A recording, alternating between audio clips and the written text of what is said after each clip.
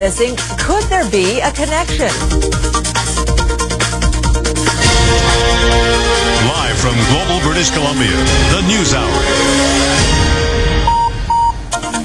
Good evening. We begin tonight with some ominous news about home ownership in this province. Mortgage rates are going up, and so too are foreclosures.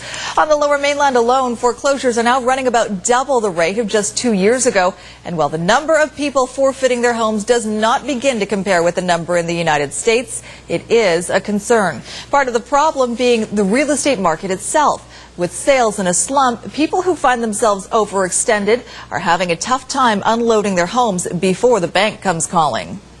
What do I do all day? I look at court orders, there's one.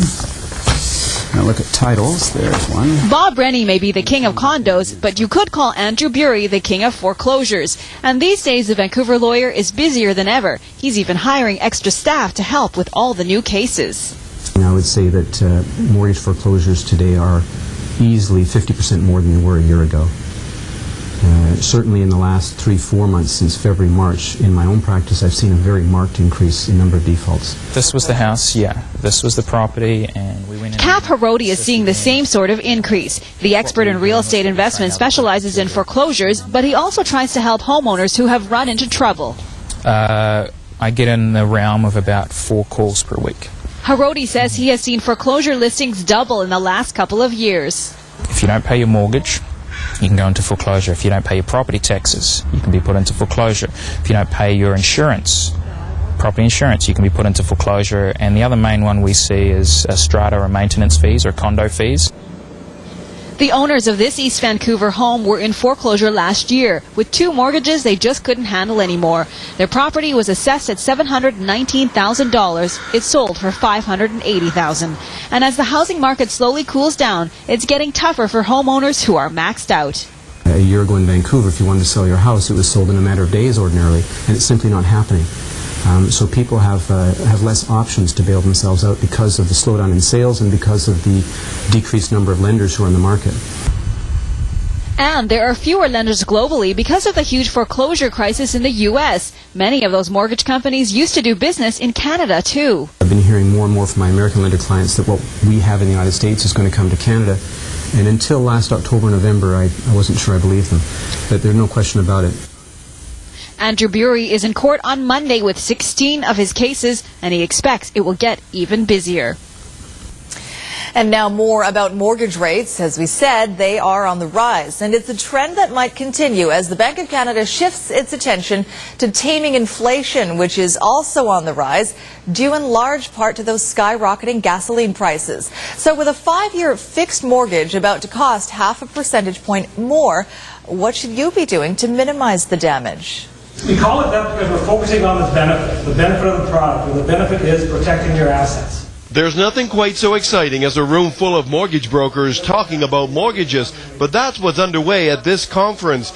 And the topic around the water cooler these days is variable mortgages, the kind that floats with the bank rate. Everyone thought the Bank of Canada would drop the rate this week. When it didn't, it caught everyone by surprise. The window to take variable rates is getting smaller and smaller. And I think it's because of the fact that the fixed rates, there was this hesitation or this notion that they were going to continue to drop.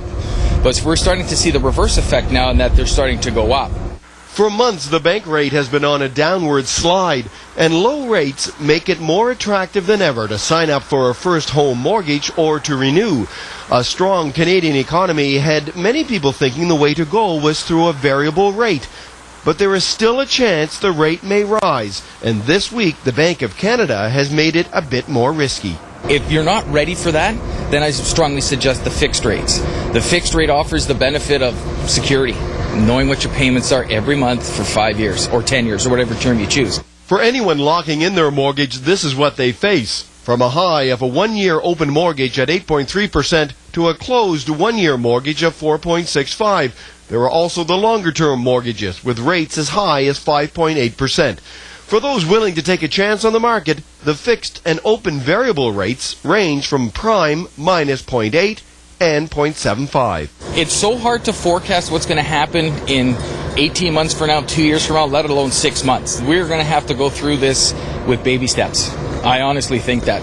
And something that's happened today won't be applicable in a month from now. And that will give mortgage brokers plenty more to talk about. Just about anything that hits the road these days is subject to a fuel surcharge, even your mail. Canada Post has added a 9% tax on packages and other special delivery services. But contract workers who fill those community mailboxes and drive their own vehicles say they're going broke trying to cover the extra fuel costs. And Canada Post hasn't offered them a dime to help. Our report tonight from CHBC News in the Okanagan.